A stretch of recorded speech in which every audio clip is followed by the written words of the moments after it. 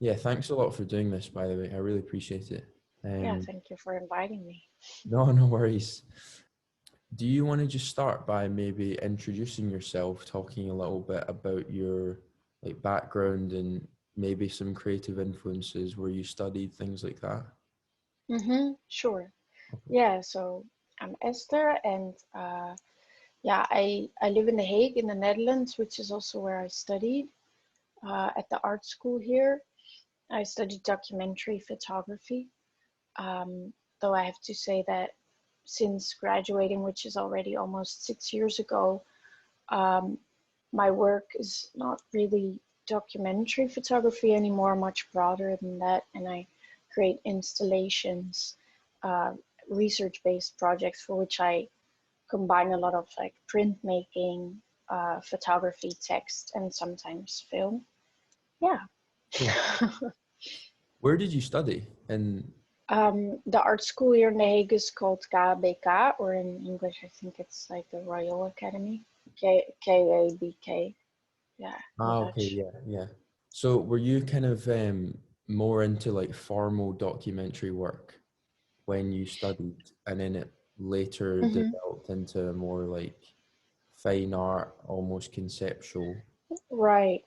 Yeah, I think there was definitely like the photography department in the school wasn't it was open to like a broader view on photography, but I think the school changed a lot since I left. When I studied there, it was a bit more like documentary photography. What was your kind of final project like for that? Did you have like a degree show? Yeah, it started. So actually, the what started as my degree work was, I think, what you also asked me for is the false positives project I did. Oh, really? Yeah. That was, yeah, that was the start of of that project. Was my degree. Yeah. Ah, nice. Okay. That leads in nicely then.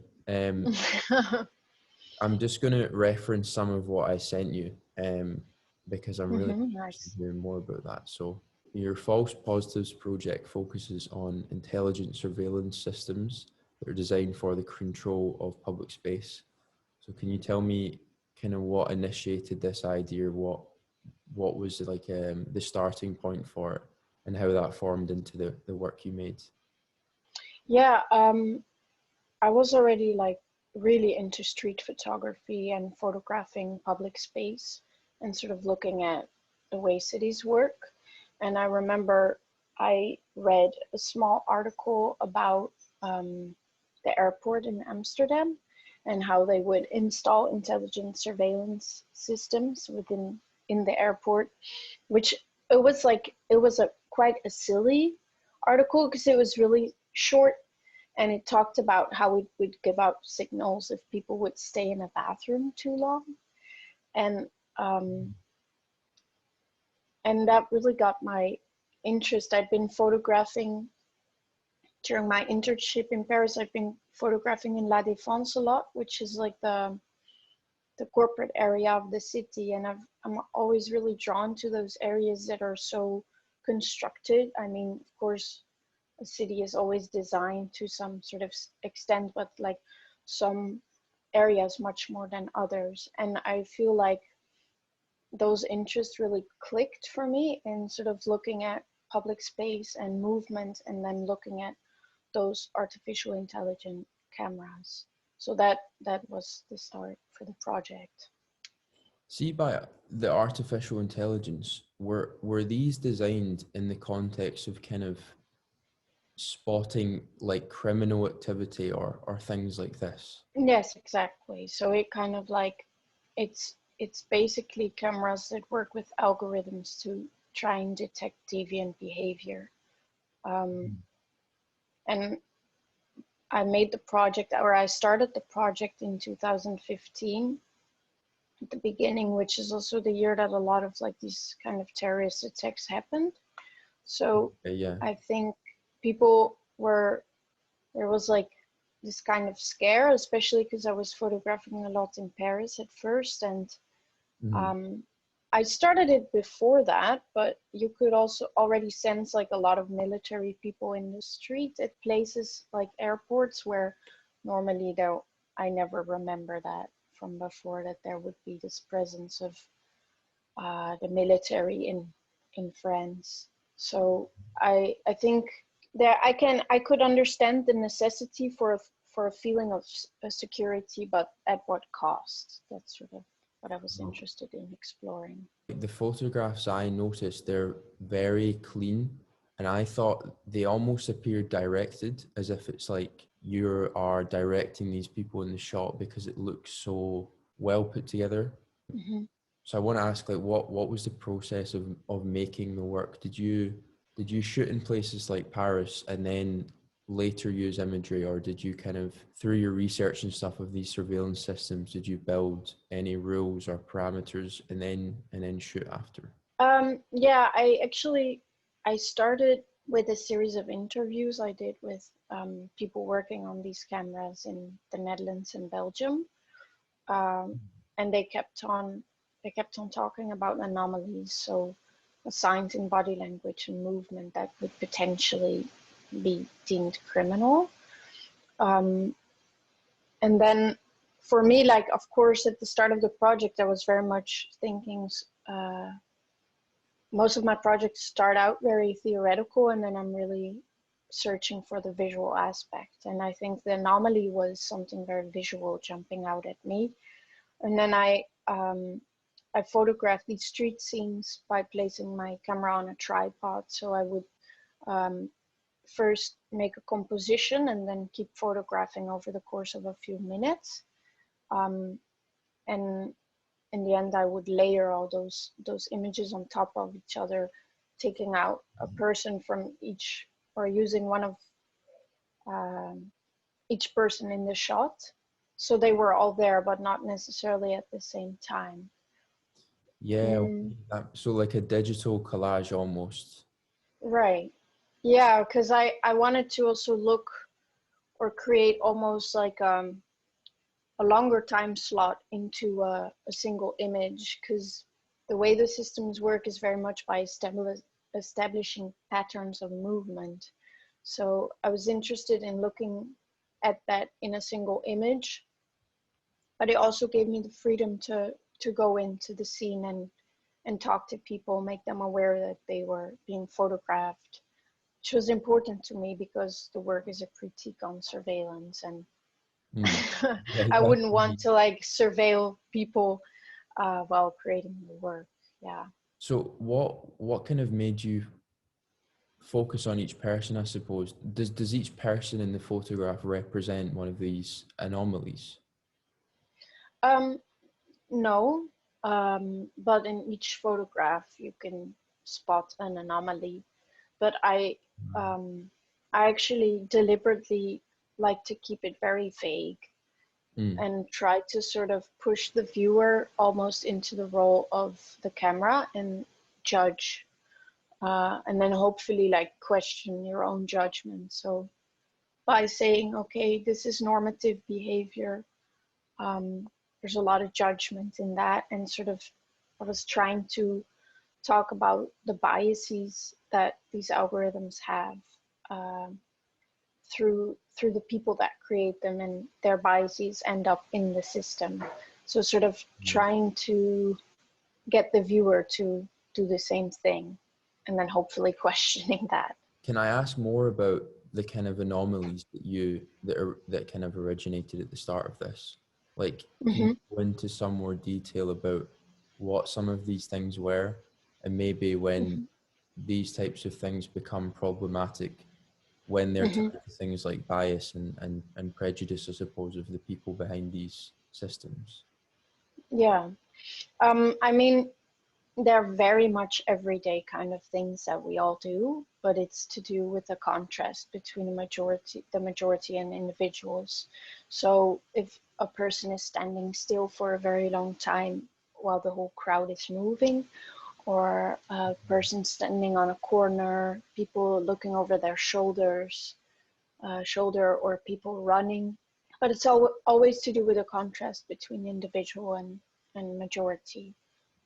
And I actually sort of, I was very, very interested in the idea that there are such everyday kind of things, because I'm much more interested in this gray area of the false positive, which is like a false alarm. So sort of talking about not everything that is deviant is necessarily criminal. That kind of leads on to the last question about the false positives. I guess you've already referenced it in the way that you want to make work that kind of incites the viewer to question their own roles of like judgment and stuff of people. So did you have any kind of opinions on surveillance going into this? Like surveillance as a general system in kind of modern societies today. It's obviously with technology advancing, it's become more, more widespread. There's more cameras around than there ever has been. What are your views on this in general? Like, is surveillance something you see as negative? Does it negatively impact people's lives? Yeah, I'm very critical. But I think it's also the connection between surveillance and algorithms, which carry, like, I think there's already a lot more awareness to the fact that algorithms ultimately carry the same biases as the people creating them. But I think I didn't necessarily want to carry a critical tone within the project, because I think part of the aim of my work was much more to sort of understand even how the systems work, because I think that there is only a very small part of people that actually understand how these algorithms function or are even created, and what the consequences are. So it's very difficult to like partake in any sort of discussion if you don't know how the system works. So I think rather than wanting to sort of carry a critical tone, I wanted to just to really find a way to approach it in a more human way, and hopefully just from a visual perspective, trying to understand the system a little bit better instead of like asking people to read through PhDs or endless articles about these topics. Is it a finished or is it an ongoing work? Is this something you think you'll come back to? No, I don't. No, no, though it inspired other works of mine, but I made a book of this project in 2017 with FW, a publishing company in Amsterdam, and ever since I feel like this particular project is finished, but I am currently working on another project related to the same themes, though in a very different visual language. I'm going to move on to your structures project. So it presents photographs dissected into grids of 12, which are printed onto linen. And on your kind of explanation of the work, it says it's kind of about like freedom of movement within the EU, and there's reference to maps and this Erasmus generation. It's so like multi-layered for me. I think there's a lot to dissect from it when looking at it. Where did this kind of begin? It began when I was working at a place here in The Hague called Humanity House. It's a museum, and my job there was to talk to students or young adults, take them through the museum and talk to them shortly about human rights and refugees, and very big themes. And I never thought this would find a way back into my work, but from those conversations I learned that when I would ask these young adults, most of the time I would ask them, what is a visa, and found that they found it really difficult to answer that question. And these were mostly young Dutch adults. And I thought, okay, so we have this amazing freedom of movement, and we're not really aware of how unique that is and what that even means. So that inspired me to create a series of portraits of people born into this Erasmus, so-called Erasmus generation. So people born into this freedom of movement. And I combined those with still lives that I took on walks through Brussels. And the maps that you talked about, they were inspired by actual linen maps that I found. Flea market, they're Belgian maps, which were glued in the same way on linen. And they're Oh, also just very beautiful objects. And I started researching them a bit more and found that most maps were always 40 by 50 centimeters and always made up of these prints on linen because they would fold much more easily and not tear. So I wanted to sort of use this physical object in the final presentation of the work. were your linen prints able to fold, or were they mounted in a way that kind of made the map static, I suppose, and like Right. unable to fold back down? Was that something to consider, or was it more for the exhibition's sake of showing this work? No, you can actually fold them, but I chose not to. And what I did is, because they're not, also the original ones, they're not actually printed on linen, they're always glued on linen. You can see that these are obviously cut on the sides. And so this is one of 5. I have this little box which holds all of them, and then when you lay them out, you can connect them all to each other. But I felt like, yeah, the linen was important in the concept of the work, so I chose to sort of leave that on the edges. Yeah. Yeah, there's some like beautiful works. They're very like calming to me. I think there's a lot of like soft tones and very clean visuals. Yeah, I noticed like the name is obviously called Structures, and the work is mainly physical structures, like man-made objects almost. But then you do pair it with these like passing photographs of people. And to me, when I look at them, they seem kind of unaware of your presence, as if you've like walked by them quickly or shot them from behind. What was the kind of like the mix and the balance of this? Why did you pair a lot of structures with these specific people? I wanted to also use the still lives really as sort of an intuitive way of thinking about walking, or the not even walking, but really thinking about freedom of movement. And I wanted to sort of work in a much more intuitive way. So I tried to photograph really all kind of places that sort of reference, the symbolism of freedom of movement, and combining them with these portraits I took of people I met on the street.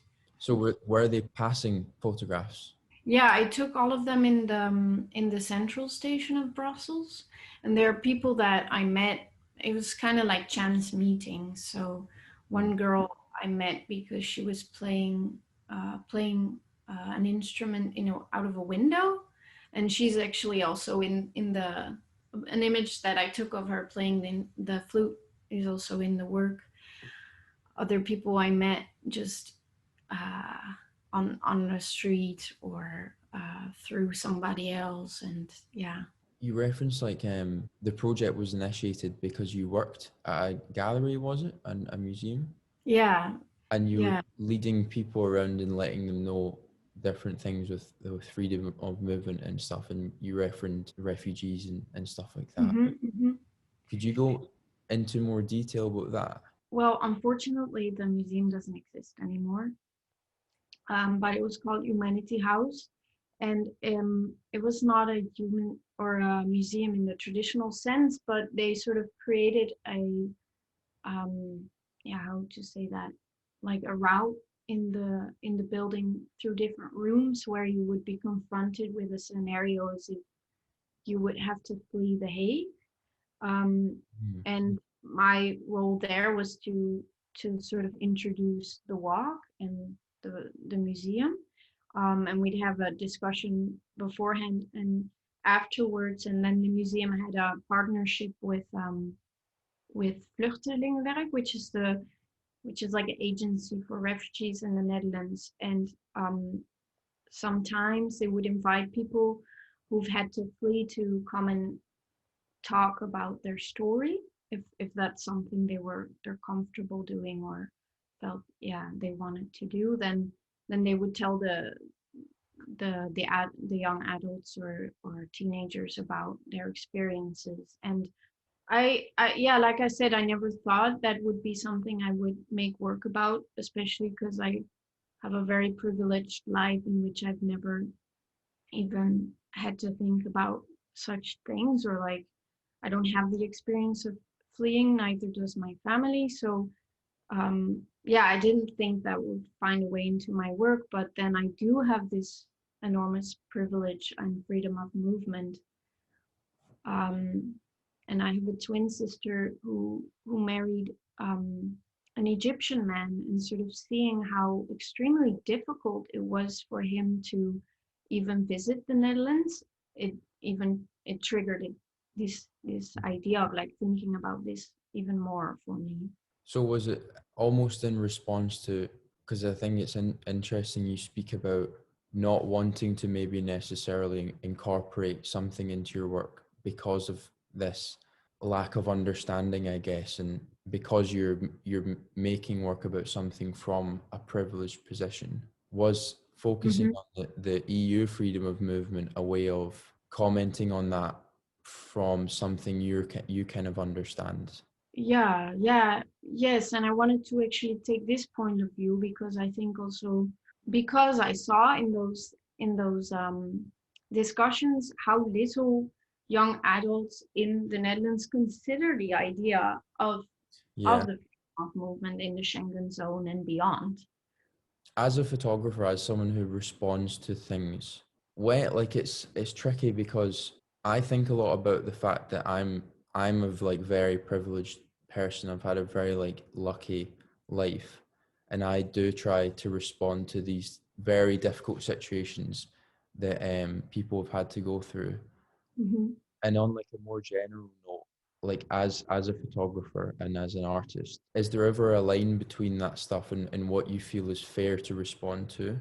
Um, yeah, I think as long as you don't try to speak for other people, that's something to consider.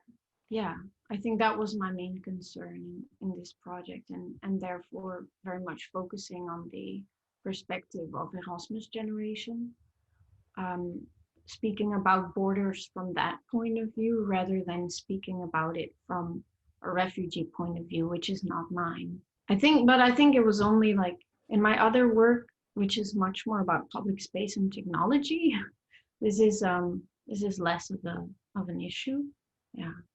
So you responded to the lockdown through your Windows project, and for me, when I saw this, there was a similarity to false positives in your Windows work. Instead of looking at people and recording them from like a surveillance point of view, you almost do the opposite when you project them back into what has now become like empty space and streets. So yeah, what kind of started this? Was this a way of coping with lockdown, or like a creatively dealing with that?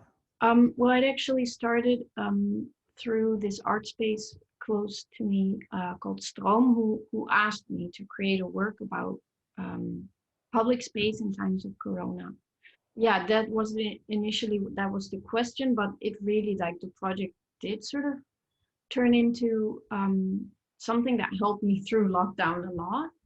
Um, and I don't think that I wasn't trying to create a work that really shows public space or like empty streets like we've all seen, but really thinking about public space in times of Corona. For me, it almost turned into like a theater, being so quiet, and then thinking about the city as something that we borrow only for a little while, and something, a place we almost pass through.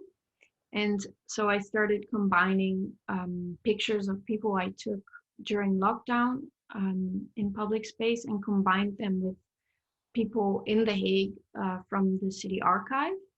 And then, like you said, like creating new compositions with them on my window and on other people's windows.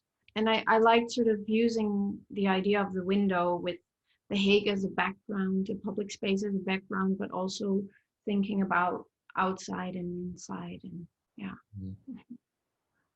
Are you working on any other projects just now? Are you? Yeah, I'm working on a project called The Right to Be Forgotten, which is about a right to be forgotten. It's a European law about you can ask actually for your information to be removed from Google, but then only links will be removed and not the actual content. So I'm trying to make a project really speaking about the right to privacy while simultaneously the right to information, and also the idea that the internet doesn't really forget. So I'm working on a series of portraits, but it's still very much in progress, so I can't like say too much about Yeah, that's okay. No, I look forward to seeing that though. That sounds really interesting. When you work on a project, how much time do you kind of dedicate to stuff like research and learning it. before making? Yeah, a lot. I try to read a lot and like listen to podcasts on the topic, talk to people, and I have to say this is always like the most difficult part for me because um, I'm a visual maker. So it's always a bit like accepting that the start of my projects are very theoretical. But I also do like that because I feel like the challenge is very much trying to sort of then find this visual translation. Because if I would already know what it would look like, I feel like I wouldn't have to make a project. Yeah. And I feel like the first stages of the project are always very much research based. And then ultimately you sort of like get to a point where you feel you can sort of let that go and then start experimenting visually. Is it a difficult transition to go from that to be quite deep into research to then start kind of formulating work, and what is your process through that? Do you put a lot of time into experimenting and just like Mhm. playing initially? Yeah, very Yeah. much so. And I think also for me, one of the bigger questions to tackle for myself was also um, trying to answer what kind of role I want the research to play in the end results. Because I'm not like I research for my projects, but I'm not a researcher. I'm not an academic. I'm an artist. So I think in the end, I very much try to make work that tries to find a more poetic approach to theoretical topic, like theoretical abstract topics that I work with. And my role is not to sort of didactically tell people about these topics, but I'm hoping to create projects that sort of like makes us relate to these topics and I'm more trying to evoke a feeling rather than through the mind, if that makes Yeah, sense. yeah, that makes sense. Mm. Nice. Yeah, no, thanks. That was really fun. Thanks a lot though for like chatting to me. This has really helped. um, Okay, I'm happy with it. yeah, I like talking to people about their work. It's really like insightful. Thank you. And yeah, I hope everything's fine in The Hague. I hope the sun comes out. Yeah, thank you.